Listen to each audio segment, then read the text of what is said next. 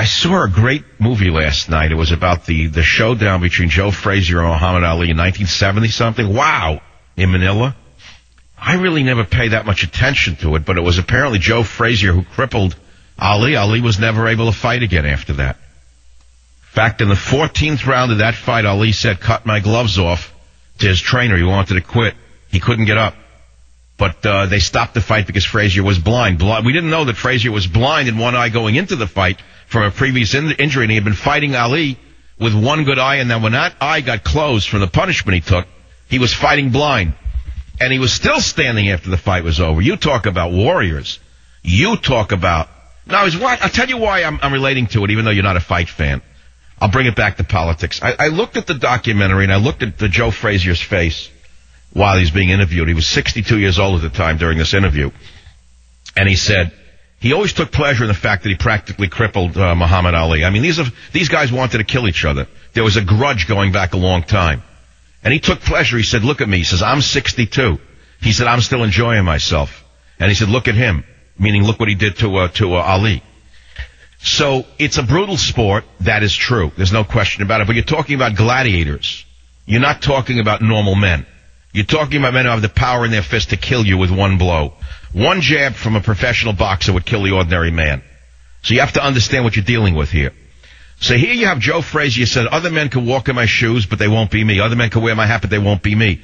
So as I'm watching Joe Frazier speak in this documentary, which was done a few years ago, I say to myself, if I met Joe Frazier, many of you don't know who I'm talking about, just imagine an ex-heavyweight champion, a phenomenal fighter who's an African-American. I said, if I was in an apartment talking to Joe about politics, I said to myself, does this man, I wonder, does a guy like that listen to my show? Are there any black guys out there who are realists, who listen to me and understand the battle I'm in every day? Do they understand that talk radio is very much like a boxing match? That although it's not physical, the wear and tear on you is very similar? Do they comprehend that when you are battling a lying government, whether it be the Bush administration for 8 years or now the Democrat socialists, that you are in a battle, in essence, for your survival? Do they comprehend this?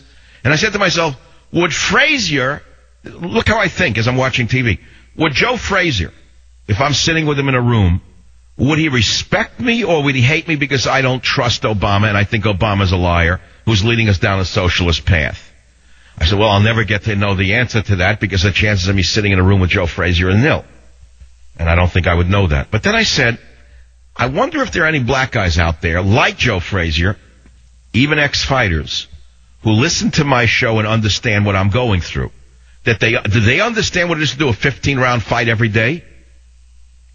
Do they understand that this is the same kind of damage upon your psyche and that you have to really float like a butterfly and sting like a bee or you're not going to last in this business? That no matter what people say about you, you've got to ignore them and you got to keep on punching and you got to get up and come out after every break. You got to get up and you got to come out and fight. You got to get up every morning and say, I got to get in that ring. Do you have any idea what wear and tear that is upon a man? And would a professional fighter comprehend that, even though it's all words? Remember, words are as powerful as deeds. I'll be right back. Savage.